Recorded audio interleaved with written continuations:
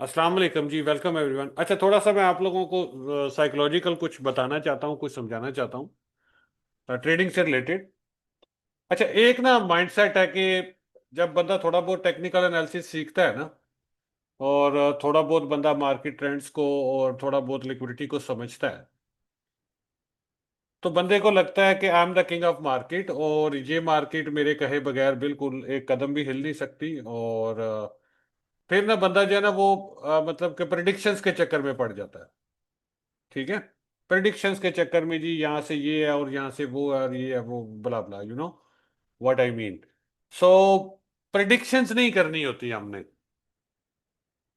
Trading में ना, intraday trading में प्रेडिक्शंस नहीं करनी है हमने। हमने रिएक्ट करना होता है। क्या करना होता है हमने? रिएक्ट करना होता है किस चीज पे? जो चीज चार्ट पे बन रही है। ठीक है। जो चीज चार्ट पे बन रही है उस पे हमने रिएक्ट करना होता है। एज ए इंट्राडे ट्रेडर हमारी यही जॉब है कि अगर बाय बन रहा है तो हम बाय करेंगे, सेल बन रहा है तो हम सेल करेंगे। एवरी डे हमारा बाइस डिफरेंट होता है। इवन के एक घंटे में हमारा बाइस बुलिश से बेरिश और बेरिश से बुलिश हो जाता है। 15 मिनट की एक अच्छी कैंडल बनने वाली हमारे बाइस को चेंज कर देती है। ठीक है। तो इंट्राडे में हमें फ्लेक्सिबल बाइस के साथ थोड़ा बहुत देखना पड़ता है चीजों को। ठीक है। प्योर इंट्राडे की मैं बात कर रहा हूं। ठीक है। तो उसमें क्या होता है कि हमारा जो बाइस है, बाइस के साथ शादी नहीं करनी होती हमने। ठीक है। 22 के साथ शादी नहीं करनी होती। जब मार्केट मोमेंटम शिफ्ट कर रही होती है तो हमें अपना 22 भी उसके साथ शिफ्ट कर लेना चाहिए। जिद नहीं पकड़नी कि नहीं जी, मैंने सेल प्रेडिक्ट किया है तो सेल ही जाएगी मार्केट, मैंने बाय प्रेडिक्ट किया है तो बाय ही जाएगी मार्केट। आप लोगों ने मुझे कितनी बार देखा है, मैं आपको सेल का सिग्नल दे रहा हूं, थोड़ी देर के बाद मैं कह रहा हूं नहीं भाई सेल बंद कर दो, अब मार्केट यहां से ऊपर जाएगी, बाय करो। मैंने तो कभी शादी नहीं की बाइस के साथ। क्यों? क्योंकि मुझे पता है कि भाई ट्रेडिंग, जो डे ट्रेडिंग है, इसमें हम सिर्फ रिएक्ट करेंगे। जो भी प्राइस एक्शन फॉर्म होगा चार्ट पे, उस पे हम रिएक्ट करेंगे। देखिए, मार्केट को हम चला तो नहीं सकते ना। मार्केट हमारे बस की बात नहीं है कि हम इसको चलाएं। तो हमने क्या करना है? रिएक्ट करना होता है। जो प्राइस एक्शन हमें दिखाई दे रहा होता है उसके अकॉर्डिंग हमने रिएक्ट करना होता है। ठीक है। वालेकुम अस्सलाम, वेलकम एवरीवन। तो ये चीज अच्छे से दिमाग में बिठाएं कि इंट्राडे ट्रेडर्स जो होते हैं ना, वो अक्सर ये गलती करते हैं कि लेने 5 पॉइंट होते हैं, मार्केट से 7 पॉइंट होते हैं, लेकिन उसके चक्कर में 20-20, 50-50, 100-100 पॉइंट्स का ड्रा डाउन उठा लेते हैं। ये काम नहीं आप लोगों ने करना। आपका क्लियर इनवैलिडेशन पॉइंट होना चाहिए भाई, अगर ये हो गया तो I am done, I am exit. जिस ट्रेडर के पास एग्जिट प्लान नहीं है ना, वो जितनी मर्जी अच्छी एंट्री ढूंढ ले, वो उसके किसी काम की नहीं है। जैसे हम एंट्री प्लान करते हैं ना, वैसे ही एग्जिट प्लान भी होना चाहिए हमारे पास। एंटर तो कोई बंदा भी बटन दबाने से एंटर हो जाता है मार्केट में। Where should we exit? हमें कहां पे एग्जिट करना है? ये चीज उससे ज्यादा इंपॉर्टेंट है, एंट्री से ज्यादा इंपॉर्टेंट है वेयर शुड वी एग्जिट, हमें कहां पे निकल जाना चाहिए। जिस तरह हम सारा जोर लगा देते हैं स्ट्रेटजीज ढूंढने में, ये रिवर्सल बनेगा तो ये होगा, वो रिवर्सल बनेगा तो वो होगा, एंट्री के लिए हम इतना जोर लगाते हैं, इतनी जान लगाते हैं कि अपना जो है ना वो 95% हमारा फोकस सिर्फ टेक्निकल पे होता है, और हम सिर्फ और सिर्फ जो है इस चीज को देख रहे होते हैं कि हमें कोई बुलेट प्रूफ स्ट्रेटेजी मिल जाए जिसका विन रेट 100% हो, जब भी चार्ट पे वो बने हम उस पे 100% पैसे बनाएं। वो हमें मिलने वाली नहीं है। मार्केट में 100% नाम की कोई चीज है ही नहीं। सो हम जो है ना इस चीज की तरफ ध्यान ही नहीं देते कि हमें एग्जिट का भी पता होना चाहिए कि हमें कहां पे निकल जाना है। आज की एक छोटी सी मैं आपको एग्जांपल देता हूं, आज के डे की, ताकि आपको ये चीज थोड़ी सी क्लियर और समझ आए कि यार अगर इतना एक्सपीरियंस, इतना सब कुछ होने के बावजूद, इतना नॉलेज, इतना एक्सपीरियंस होने के बावजूद एक बंदा सिग्नल देता है सेल का, और थोड़ी देर के बाद वो कहता है भाई सेल बंद कर दो। ठीक है। स्टॉप लॉस भी हिट नहीं हुआ और वो बंदा कह रहा है कि भाई सेल बंद कर दो, हालांकि उसके बाद भी ट्रेड प्रॉफिट में गई है, प्रॉफिट, लेकिन वो कह रहा है बंद कर दो। क्यों? क्योंकि मैंने आपको हमेशा ये चीज सिखाई है कि जिस रीजन पे आप एंटर होते हो ना, मार्केट में ना एंट्री की रीजन होती है ना कोई भी। मान लीजिए मार्केट ने चेंज ऑफ करेक्टर किया, बुलिश, एफवीजी छोड़ा उसने, आपने एंट्री की, मार्केट ने वापस बेरिश चेंज ऑफ करेक्टर कर दिया, तो आप क्या करेंगे? ट्रेड को होल्ड करेंगे, एग्जिट करेंगे भाई। आपने बाय क्यों किया? क्योंकि मार्केट ने चेंज ऑफ करेक्टर बुलिश किया, साथ में उसने एफवीजी दिया, तो आपने इस रीजन पे बाय किया है कि अब मार्केट इस लो के नीचे नहीं आनी चाहिए। ठीक है ना? लेकिन अगर मार्केट स्लो के नीचे आ गई तो आपको क्या करना चाहिए? बाइस के साथ शादी किए रखनी है, डीसीए करनी शुरू कर देने हैं? नहीं भाई, एग्जिट करना है। इस बात की अहमियत को समझे। एग्जिट प्लान अगर आपके पास नहीं है तो भाई साहब लंबा टाइम आप नहीं चल सकते मार्केट में। कुछ अरसा तो कभी कभार तो लक साथ देगी, आप मार्केट पे टाइम पे नहीं निकले, मार्केट ने थोड़ा सा झटका लिया आपके अगेंस्ट और वापस आ गई, और आपका ट्रेड जो है वो समहाउ ब्रेक इवन हो गया, या आपने छोटा मोटा प्रॉफिट निकाल लिया। एक बार, दो बार, चार बार आप बच जाएंगे, लेकिन एक बार ऐसा झटका आएगा ना जो आपका अकाउंट ही वॉश करेगा फिर। ये वो सबसे बड़ी गलती है 99% ट्रेडर्स जो है वो करते हैं, जो न्यू लोग आते हैं। 99.9% मैं कहता हूं। ठीक है? कि वो लोग देखते हैं कि हाँ यार मार्केट ने किधर जाना है यार, घूम घुमा के आना तो इसने इधर ही है ना, तो मैं स्टॉप लॉस नहीं लगाता। खैर है, किधर जाएगी वो, कहाँ जाएगी? समझ आ रही है? ये हमारा माइंडसेट होता है, ये हमारी अप्रोच होती है मार्केट को लेके। हम अपनी जो है वो अपने जो है ना उस अपने सामने ना सुनना बर्दाश्त नहीं करते, अपने आप को रॉन्ग कंसीडर नहीं कर सकते हम लोग, कि यार मैं रॉन्ग नहीं हो सकता, मुझे तो 100% ही चाहिए कुछ, मुझे 100% ही लेना है। सो हम 100% के चक्कर में हमें जो 60-70% मिल रहा होता है हम वो भी गवा देते हैं। ट्रेडिंग में प्रॉफिटेबल होने के लिए आपको 50% विन रेट काफी होता है। सिर्फ आपने रिवार्ड टू रिस्क को मेंटेन करना है, और हर वो एंट्री करनी है आपने जिस पे आपको टेक्निकली ये नजर आ रहा हो कि ये अगर मेरी ट्रेड सक्सेसफुल जाती है तो मुझे एक के बदले में दो रिवार्ड मिल जाए। ट्रेड देने को तो हर कैंडल पे ट्रेड बन रही होती है। हम सिग्नल्स की बात करें तो हम हर कैंडल पे सिग्नल डालना शुरू कर दें, ये कैंडल ग्रीन बनेगी, ये कैंडल रेड बनेगी। अब इतना एक्सपीरियंस है, 10 में से 6-7 बार तो गेस कर ही लेते हैं कि अगली कैंडल रेड बनेगी या ग्रीन बनेगी। फिर हम सिग्नल क्यों नहीं देते 8 बार? क्योंकि रिवार्ड टू रिस्क नहीं बन रहा होता, आर आर अच्छा नहीं बन रहा होता, जिस वजह से हम होल्ड करते हैं, सिट बैक, आराम से बैठ जाते हैं, वेट करते हैं अच्छे लेवल्स का, ताकि मार्केट वहां से हमें अच्छा रिवार्ड टू रिस्क दे के जाए, हमारा स्टॉप लॉस मिनिमम रहे। जब हम ट्रेड करें जो हमारी विनिंग ट्रेड हो, वो लूजिंग ट्रेड के मुकाबले में हमें 2 गुना प्रॉफिट दे के जाए। ठीक है?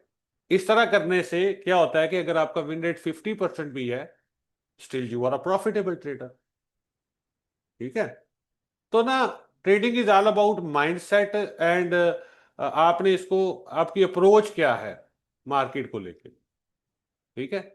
तो इन चीजों पे भी थोड़ा सा फोकस करें, और ये कॉमन मिस्टेक्स ना करें बार बार, कि जी आप जो है ना वो आप एंटर हुए, बस ये क्या हो गया, वो क्या हो गया। फ्रस्ट्रेशन निकालें अपने अंदर से, फ्रस्ट्रेटेड नहीं होना, आपने इसका यूज टू होना है। ये मार्केट बहुत ज्यादा मेंटल प्रेशर देती है, इतना मेंटल प्रेशर ये देती है कि जिसको हर कोई नहीं झेल सकता। ठीक है? जिसको हर कोई नहीं झेल सकता। सही हो गया ना? सो इन चीजों पे काम करें और इस चीज को अंडरस्टैंड करें। अच्छा, अभी मैं आपको बताता हूं कि मैंने जो हमने जो सेल लिया था सुबह के टाइम पे, फिर हमने वो एग्जिट कर दिया, उसकी क्या रीजन थी। ठीक है?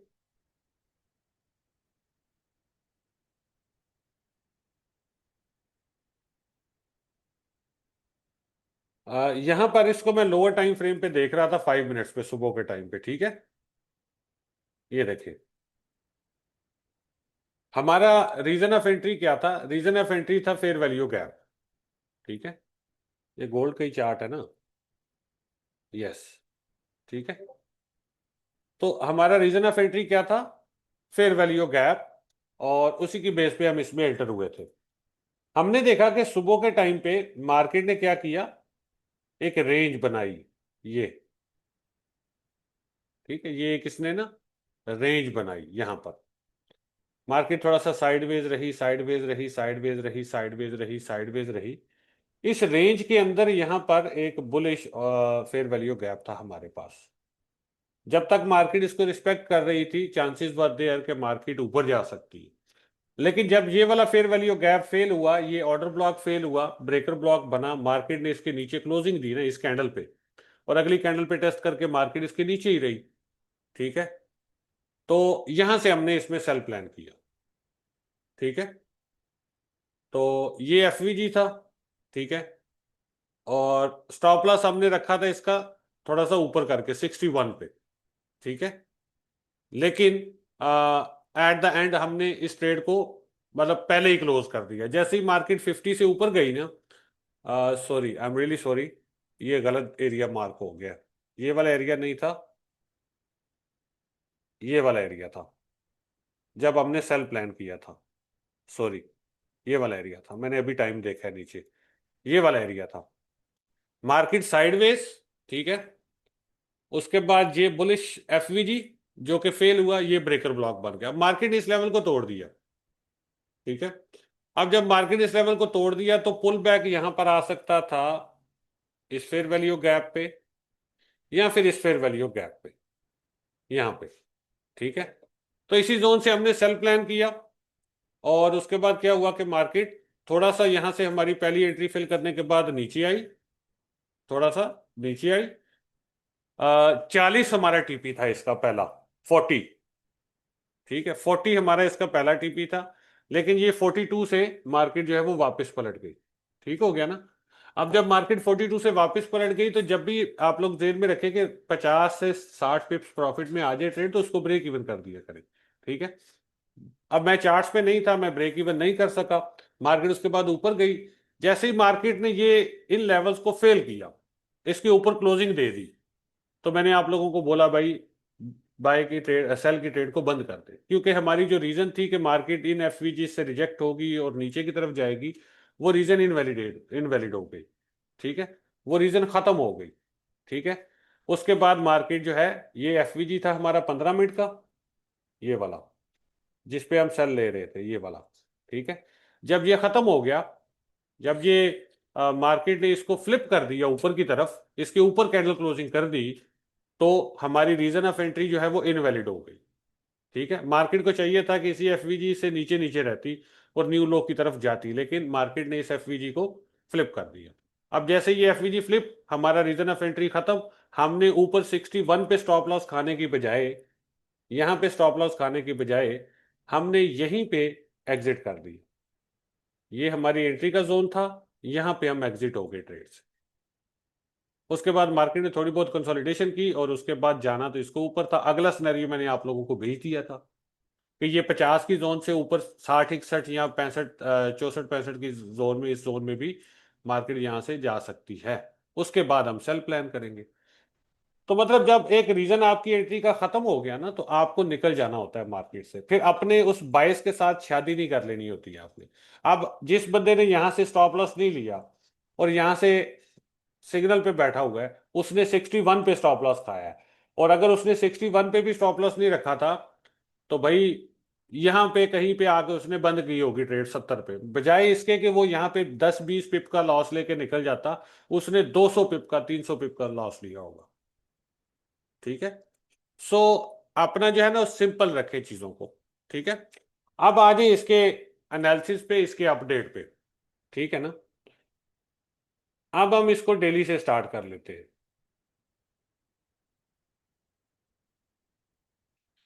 डेली पे मार्केट चौपी है, साइडवेज, हम बहुत लंबा नहीं जाएंगे पीछे, जस्ट यहीं से चलते हैं। ये हमारे पास एक हाई है, ये सेकंड लास्ट हाई है, इन बिटवीन ये लोएस्ट पॉइंट है, यहाँ पे चेंज ऑफ करेक्टर बेरिश हो चुका है। ठीक हो गया। वन डे के चार्ट पे मार्केट ने क्या किया है, बेरिश चेंज ऑफ करेक्टर दे दी है। उसके बाद ये हमारे पास एक सप्लाई जोन निकल आया, ये हमारे पास एक डिमांड जोन निकल आया। ठीक है, सप्लाई और डिमांड हमारे पास निकल आया। राइट नाउ मार्केट कहाँ पे है? मार्केट है मिड में। ना मार्केट जमीन पे है, ना मार्केट आसमान पे है। ठीक हो गया ना? ये सप्लाई और डिमांड हमारे पास निकल आया। अब आ जाओ 1 आवर पे। 1 आवर पे देखते हैं हम क्या कर रही है मार्केट। 1 आवर पे मार्केट नीचे गिरने के बाद वापस सप्लाई की तरफ मूव है मार्केट का।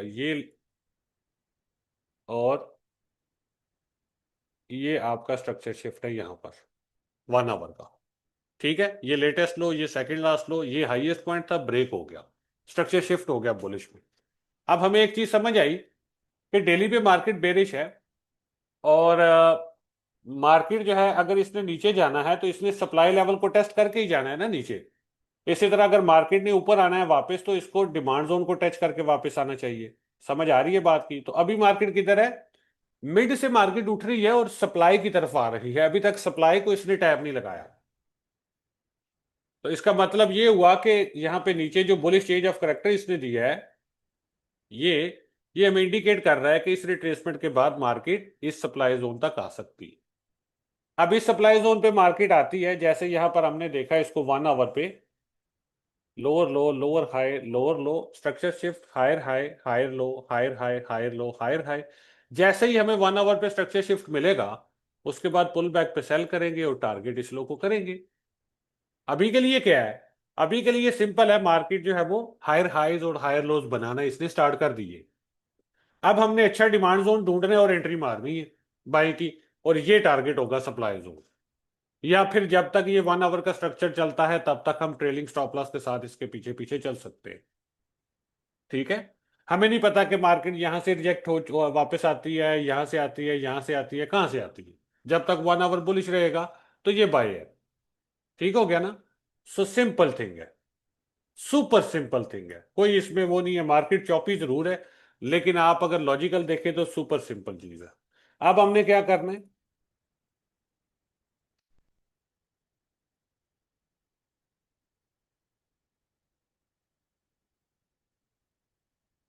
ये हमारा पीडीए एरे बन गया। ठीक है, प्रीमियम डिस्काउंट एरिया आप कह लें इसको। ये निकल आया। इसके ऊपर आप देखें तो एक आपको इम्बैलेंस भी नजर आ रहा है।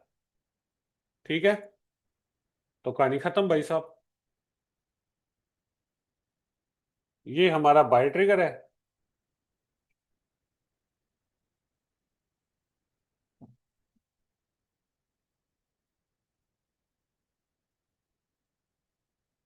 ये लॉन्ग ट्रिगर है। स्टॉप लॉस स्विंग लो के नीचे, ये रहा। टारगेट ये हाई। अब हमने देखना है कि इस पे हमारा रिवार्ड टू रिस्क सही है, हमें इस ट्रेड में एंट्री करनी चाहिए, नहीं करनी चाहिए, हमें कितना रिस्क लेना चाहिए। ये रेस्ट जो बाकी की चीजें हैं ये ट्रेडर ने खुद प्लान करनी होती है। हालांकि मैं तो रिस्क मेंशन करता हूं हर सिग्नल पे। ठीक है। अब बाकी आपका अपना भी कोई प्लान होता है, आपने आपकी अपनी भी रिस्क मैनेजमेंट की स्ट्रेटेजी होती है। आप उसके अकॉर्डिंग देख लें कि आपको कितना लॉट साइज यूज करना है, कितना पोजीशन साइज रखना है, कितना स्टॉप लॉस आप अफोर्ड कर सकते हैं, आपको कैसे चलना है। ठीक है। अब ये तो है सिनेरियो 1, कि मार्केट यहां पे आए, हम बाय लेंगे, ये टारगेट होगा। ठीक है। अब इन केस के मार्केट यहां पे स्टॉप लॉस हिट कर देती है, अब क्या करेंगे? अब यहां पर ना हम फ्रस्ट्रेटेड हो जाते हैं। यहां पर क्या होता है?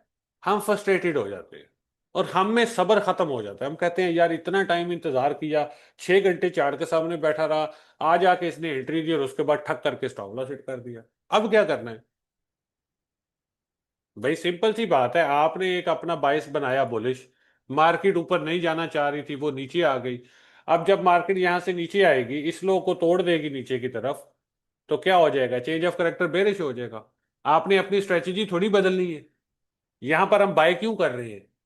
कि मार्केट ने बुलिश चेंज ऑफ करेक्टर दिया है, सप्लाई को अभी तक टच नहीं किया, तो चांसेस हाई है कि मार्केट सप्लाई तक जाने वाली है, तो हम बाय ले रहे हैं नीचे से बुलिश चेंज ऑफ करेक्टर के साथ। ठीक है। अब अगर यही लॉजिक उल्टा हो जाता है, मार्केट सेल साइड पे चेंज ऑफ करेक्टर दे देती है, तो हमने क्या करना है फिर? सेल करना है भाई, सेम चीज को रिपीट करेंगे। बाय में प्रॉफिट नहीं मिला, कोई बात नहीं, पुल बैक आता है, पीडीए से सेल करेंगे, ये टारगेट है। पिछला लॉस भी रिकवर हो जाएगा भाई साहब, और प्रॉफिट भी बन जाएगा। मसला क्या है? मसला सिर्फ ये है कि हमसे लॉस बर्दाश्त नहीं होता। अब लॉस बर्दाश्त क्यों नहीं होता हमसे? इसकी क्या वजह है?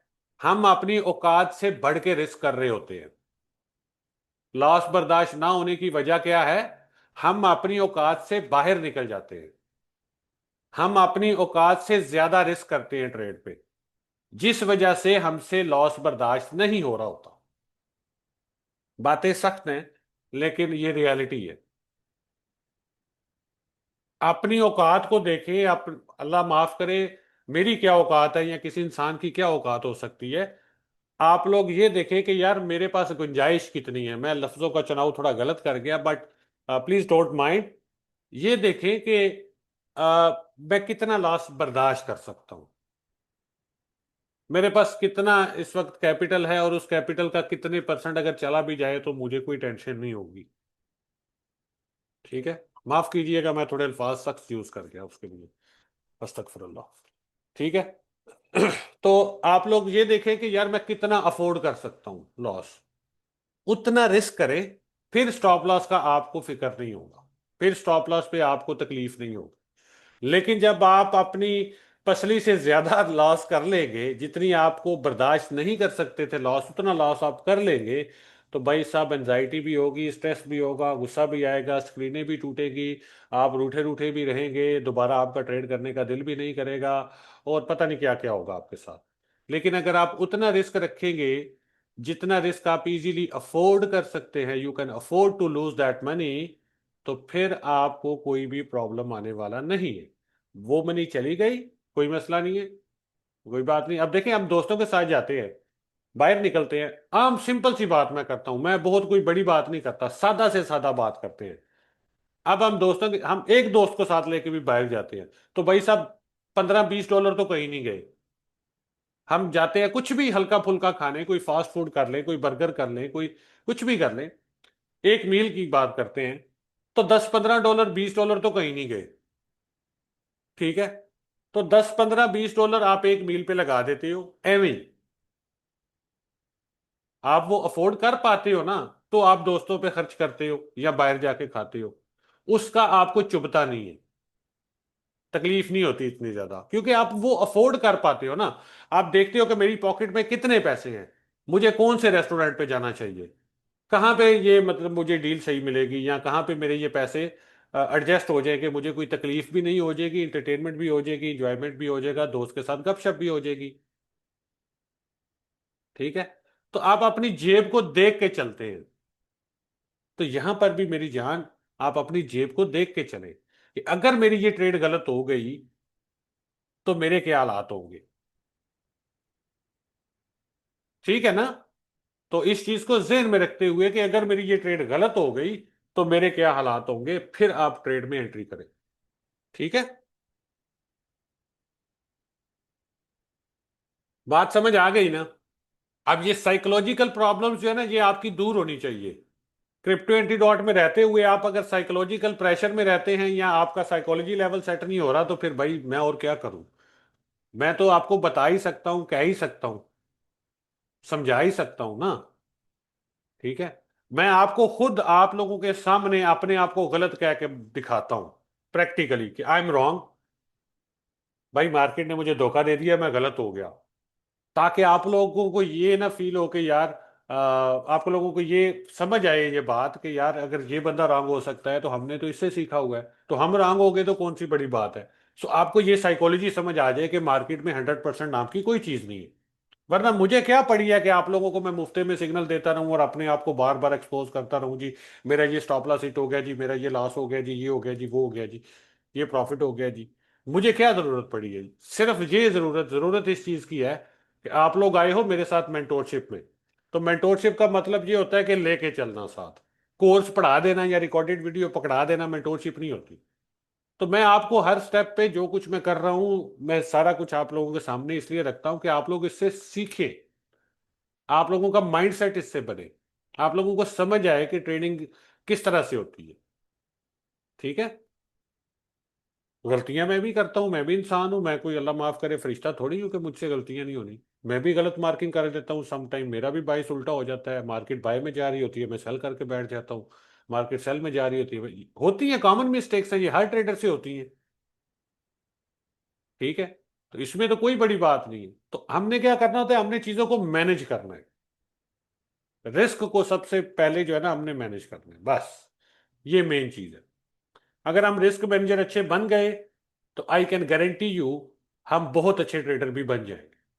अगर हम रिस्क मैनेजर अच्छे नहीं बन पा रहे तो ट्रेडर बनने से पहले हमें पहले अपना रिस्क मैनेजमेंट पे काम करना पड़ेगा। ठीक है, चले जी। लगता है ये बातें अच्छी नहीं लग रही कुछ लोगों को, उनको सिग्नल चाहिए।